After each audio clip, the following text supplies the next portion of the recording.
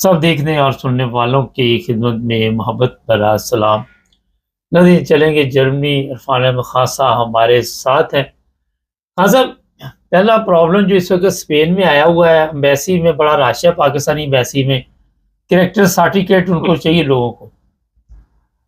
और ये जो आप देखते हैं कि पाकिस्तानी एम्बेसी वहाँ पे तो हज़ारों की तादाद में लोग जमा हुए हैं, तो ये सारा सिस्टम संभाल पाएगी? देखिए, अब ये तो हुकूमत का काम है ना कि अगर एक पॉपुलैरिटी पैदा हो रही है पाकिस्तानियों की सेटलमेंट के लिए, तो हुकूमत को भी अपना किरदार अदा करना चाहिए। फौरी तौर पे वहाँ पे एक्स्ट्रा स्टाफ भेजना चाहिए जो ये सर्टिफिकेट वगैरह बनाने में जो है वहाँ के स्टाफ की मदद करे। अब ये तो एक लाजमी चीज है कि आपको क्रेडिट सर्टिफिकेट साथ चाहिए होगा। अब उसके लिए ये तमाम लोग जो वहाँ सेटल होंगे, जो 8 लाख या जितने भी सेटल होते हैं, उसमें लाख एक तो पाकिस्तानी भी होगा कि नहीं होगा।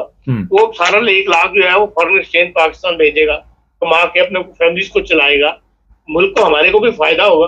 तो हुकूमत को भी चाहिए कि फौरी तौर पे अब ये वहाँ पे जो स्टाफ बैठा हुआ है एम्बेसी का, जो भी एम्बेसडर साहब है, ये उनका काम है कि फौरी तौर पे वजारत खारजा को फोर्स करें कि वहाँ पूरी टीम भेजें जो इस काम में मदद करे, चाहे वो आधी टीम आए, चंद महीनों के लिए आए, जैसे कि इन्होंने कहा है कि अप्रैल से लेकर जून तक हम इस काम को मुकम्मल करना चाहते हैं।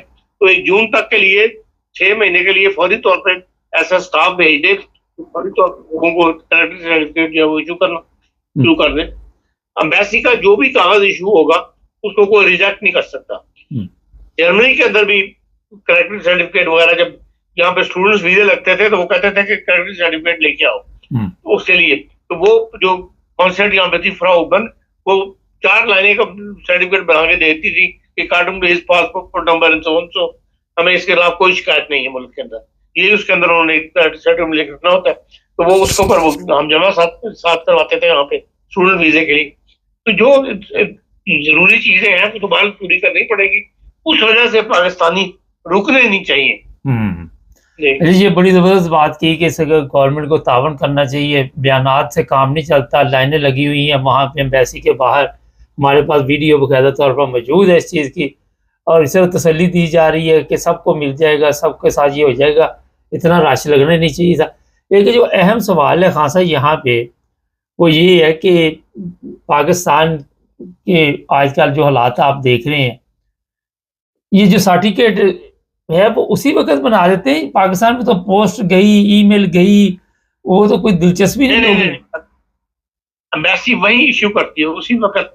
4 लाइनों का सर्टिफिकेट बना के पेपर के ऊपर पाकिस्तान एम्बेसी लिखा हुआ होता है, वो इशू करते हैं। अच्छा, इसका मतलब जर्मनी में मैं खुद इस हालात से गुजरा हूँ, इसलिए मुझे पता है उस जमाने में। अच्छा, वो खुद ही अभी भी होगा मेरे पास फाइलों में वो।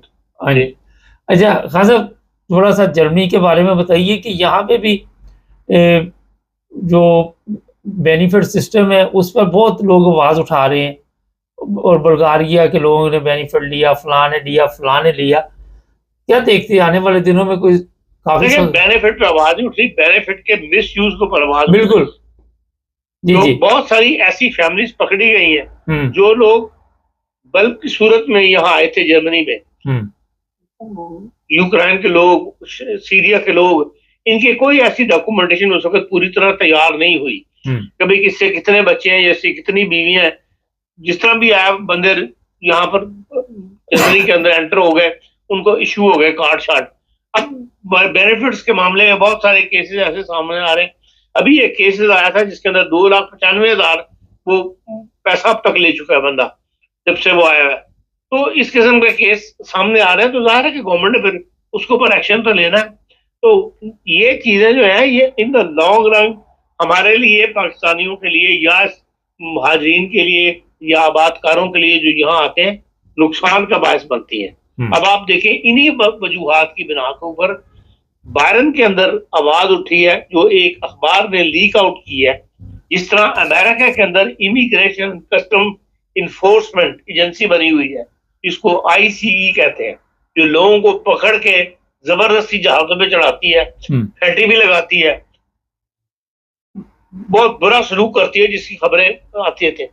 इस किस्म का वो कहते हैं बायरन के अंदर जो AFD है, क्योंकि बायरन के अंदर अभी तक CSU की हुकूमत है, AFD में दूसरी बड़ी पार्टी बन गई हुई है, अब वो उस सूबे पे कब्जा करना चाहते हैं, तो उन्होंने ये एक तजवीज दी है कि भाई वहां पर हम ये बता अखबार लीक आउट कर रहा है कि हम वहां पर एक फोर्स बनाएंगे इसी तरह पर, जिस तरह अमेरिका में ICE है, इसी तरह यहाँ पर बायरन के अंदर अगर हमें इख्तियार मिल गया तो हम यहाँ पर स्टेट पुलिस जो है बनाएंगे इस किस्म की, और उसका नाम रखेंगे असाइल पंड्रुम उन अपशिबुंग ग्रुप है, AFR, यानी ट्रेसिंग एंड डिपोटेशन ग्रुप। ये एक अलग फोर्स बना दी जाएगी बायरन के अंदर, और दबादब लोगों को वहां से उठा के फेंका जाएगा, मतलब मुल्क से बाहर निकाला जाएगा।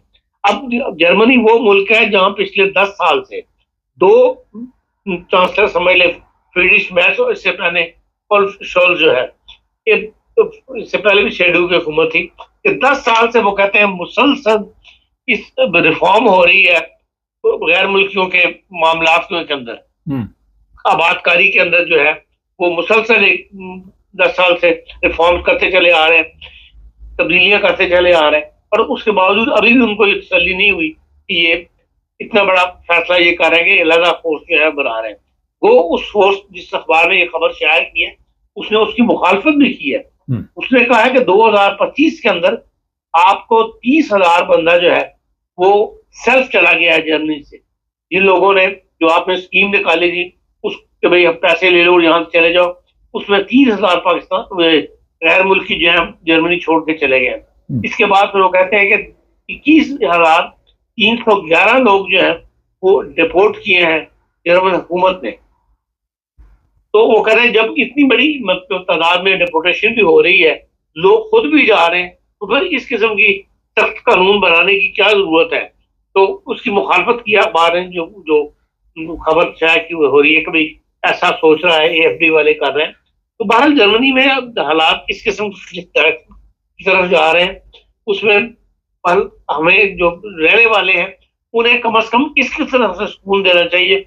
जर्मन गवर्नमेंट को कोई इलीगल काम जो कर रहे हैं या इस किस्म की जो पैसे का लेन देन जरूरत से ज्यादा लेना या ज्यादा लंबे अरसे तक लेना, या इस जितना भी बुर्गर जो लोग वसूल करते हैं उसका जो गलत इस्तेमाल पकड़ा जा रहा है जिससे हालात ज्यादा मजीद बिगड़ है, उसकी तरफ हमें गैर मुल्कों को ज्यादा तवज्जो करनी चाहिए। जी हाँ सर, थोड़ा पाकिस्तान चलते हैं।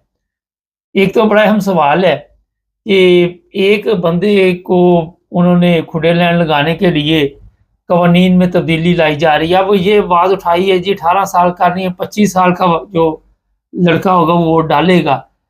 क्या क्या तब्दील किया जाएगा अपने आपको बचाने के लिए? कभी कोई बिल पास करवाया जाता है, कोई कभी 18 साल की शादी हो सकती है, 18 साल के वैसे सारा कुछ माना जाता है, तो अब वोट की तरफ इनको क्यों परेशानी बन गई?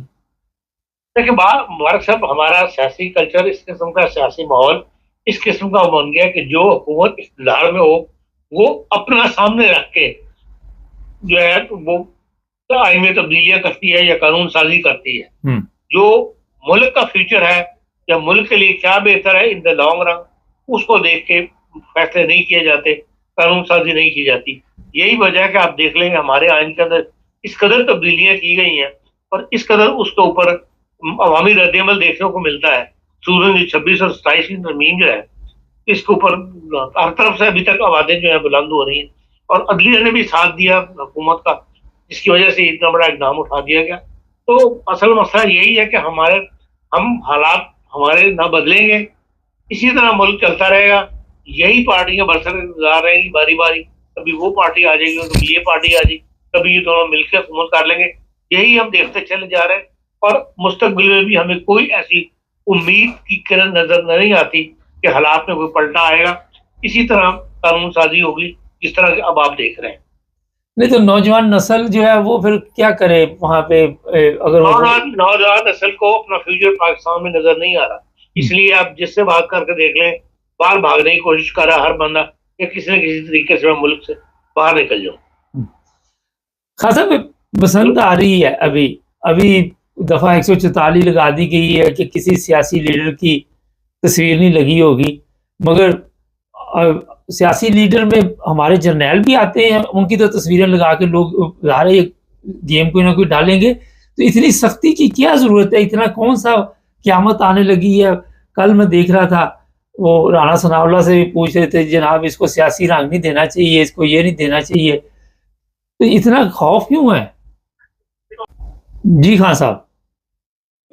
जी देखें, ये हमारा जो सियासी चैनल, जैसे कि मैंने कहा है, अब ये हमारे आज के दौर में कौन इसका जितना भी थर्ड वर्ल्ड है, ये जिन ममालिक के अंदर शख्सियात की पूजा की जाती है, वहां ये हम कल्चर देखते हैं कि भाई तस्वीरें शाया की जा रही हैं सियासी लीडरों की और उमरों की, और यही हमारा हाल है कि भाई क्योंकि हमारे हर सूबे में एक अलग पार्टी की हुकूमत है, तो इसलिए आपको ये कल्चर अब ज्यादा नजर आता है कि भाई हर सूबा अपने लीडर को नुमाया कर रहा है। बज़ाहिर तो 70 साल जिस मुल्क को हो गए हो, उनको इन चीजों से आजाद हो जाना चाहिए, और जो दुनिया के अंदर जिन लोगों ममालिक ने तरक्की की है उनको तर्ज हुकूमत को फॉलो करना चाहिए। लेकिन हमारी बदकिस्मती ये कि हम अभी तक इन्हीं चक्रों से बाहर नहीं आए, और ना को बाहर आने के आसार नजर आते हैं। हाँ साहब, इंडिया का जो मुआहदा हुआ है इस वक्त, अमेरिका को बड़ी परेशानी बनी हुई है, क्या कदम उठा सकता है अमेरिका इस वक्त? ये ब्रिटिश भी आपको पता है चाइना पहुंचे हुए हैं, यहाँ के वजीर आजम भी, उन्होंने भी चाइना के साथ इसी तरह कोई ना कोई नई डीलें सामने आएंगी। तो इसमें एक चीज़ जो बड़ी अहम है, जो अमेरिका का होल्ड था, आने वाले दिनों में आप देख रहे हैं कि उसकी छुट्टी होने वाली है। देखें, अमेरिका को इसलिए तकलीफ है कि ये अमेरिका की जो पॉलिसी थी उसको इस मुआहदे ने नाकाम बनाया है। खाली यही मुआहदा नहीं है, बल्कि इससे पहले 2 हफ्ते पहले लातीनी अमेरिका के, जिसमें बड़े बड़े मुल्क भी हैं, ब्राजील, अर्जेंटाइन वगैरह बड़ी आबादियों वाले मुल्क हैं, इनके साथ भी यूरोपीय यूनियन ने यही मुआहदा किया है जो इंडिया के साथ किया है। तो हर तरफ से जहां ट्रेड के लिए, जहां फ्री ट्रेड हो जाएगा, वहां चीजें लाजमी सस्ती हो जाएंगी, या कस्टम ड्यूटी नहीं दी जाएगी। तो इस लिहाज से यूरोपीय यूनियन ने नई मंडियां तलाश करनी है अपना माल बेचने के लिए, लोगों से माल लेने के लिए, या अमेरिका की मरहूना मिन्नत बाहर निकलने के लिए कि उसको अमेरिका का मरहूना मिन्नत ना रहना पड़े। तो बहरहाल इसका अमेरिका को प्लानिंग उसकी फेल हुई है, तो उसकी तकलीफ तो उसको होगी। अभी तक ऐसे बार बार बयान आ रहे हैं हुकूमती लेवल के ऊपर, जिसके अंदर उसको लताड़ा जा रहा है कि मतलब अमेरिका भारत को जो है वो इस लिहाज से लताड़ा जा रहा है कि भाई हम तो पार्टनर थे, और अब भारत की पॉलिसी जो है वो अमेरिका से हट के बनाई जा रही है। तो जाहिर है कि हर मुल्क ने अपने आप की सेफ्टी को देखना है, तो इस लिहाज से अमेरिका को बहरहाल एक वो हुई है। और कल जो तकरीर की है आपके वजीर खारजा ने, तुर्की के वजीर खारजा ने तकरीर नहीं की, बल्कि उसने अल जजीरा को इंटरव्यू दिया बड़ा तफसीली, और पहली दफा जुर्रत के साथ बड़ी तुर्की के वजीर खारजा ने वार्निंग दी है अमेरिका को। तो उसने कहा कि ईरान के ऊपर जो चढ़ाई करने के सिलसिले ये बंद होने चाहिए, और आप ईरान के साथ अपनी फाइलें बंद करें, और बारी बारी बंद करें। पहले सबसे पहले न्यूक्लियर मामला है, उस फाइल को उनके साथ गुफ्तगू-शुनीद करके उसको फैसला किया जाए, उसको बंद किया जाए। जब ईरान तैयार है गुफ्तगू-शुनीद के लिए दुनिया के साथ, वर्ल्ड के साथ, तो क्यों नहीं उसकी आवाज पर कान भरे जाते, क्यों उसको धमकियां दी जा रही हैं? और उनका जितने भी मामला हैं ईरान के साथ, वो सब एक एक करके हल किए जा सकते हैं, और फिर उसके बाद ईरान की फाइल जो है उसको बंद किया जाए। और ये जो सिलसिला है ईरान के साथ या इस खत्ते के अंदर अमेरिकन लड़ाई का, ये इसके लिए हम कभी भी सपोर्ट नहीं करेंगे अमेरिका को। काफी तफसीली इंटरव्यू और काफी जरूरतमंदाना इंटरव्यू है। तो इस लिहाज से अमेरिका को उस पॉलिसी के अंदर भी नाकामी का मुंह देखना पड़ रहा है, या नाकामी का अब जिद है अमेरिका की, और इसके अलावा और कुछ नहीं कि वो ट्रम्प साहब अपनी जिद पर रहे, वरना दुनिया उनका साथ जो है वो छोड़ रही है, ट्रेड के अंदर भी और दिफाई मायदों के अंदर भी। जो कुछ ग्रीनलैंड में हुआ उसके बारे में भी पार्लियामेंट में जो फ्रांस के वजीर सदर, उन्होंने जो तकरीर किया उसके अंदर भी उन्होंने कह दिया कि भाई ये हमारे लिए, इसको जो कुछ हुआ है पीछे, इसको एक वार्निंग समझकर हमें उसे कबूल करना चाहिए, और उसके मुताबिक हमें अपनी दिफा के लिए यूरोप को तैयार करना चाहिए। इसलिए जाहिर बात है कि जो तमाम ममालिक अब ये देख के कि भाई अमेरिका की आगे की इन फ्यूचर में जो कुछ पीछे होता रहा है, और फ्यूचर में वो बदमाशी उसकी शायद ना चल सके, और हर मुल्क से हटकर अपनी पॉलिसी, इंडिपेंडेंट पॉलिसी बनाने पर तैयार हो रहा है। अच्छा, इंडिया के वजीर आजम को ये भी रिक्वेस्ट की गई है यूरोप की तरफ से कि यूक्रेन जंग के मामला में कोई मदद करें, हल करें इस मसले को? देखिए, यूक्रेन की जंग के मामला में अमेरिका ये रूस जो है वो क्या मदद कर सकता है, देखना ये चाहिए ना जिस खत्ते के अंदर लड़ाई हो रही है उसके अंदर क्या एक कोई यूक्रेन के साथ रूस की ऐसी बड़ी तिजारत नहीं है। फिर यह है कि रूस को इसकी भारत की, फिर भारत को ऐसी फौजी सामान नहीं बेचता यूक्रेन को कि भाई जिसके लिए वो मदद कर सके।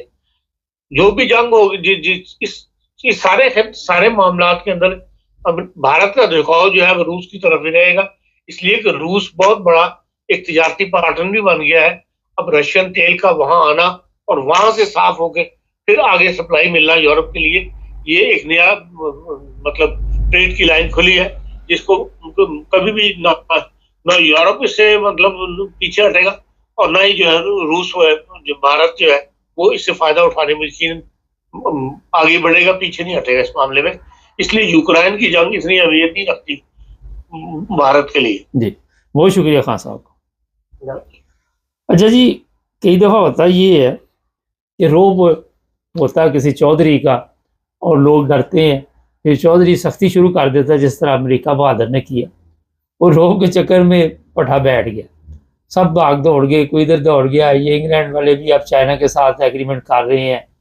तो ये जो ट्रम्प साहब के सुबह बयान और होते थे, रात को और होते थे, इतनी ड्यूटी लगा दूंगा, ये कर दूंगा, वो कर दूंगा, प्रोग्राम बढ़ गया। चैनल को सब्सक्राइब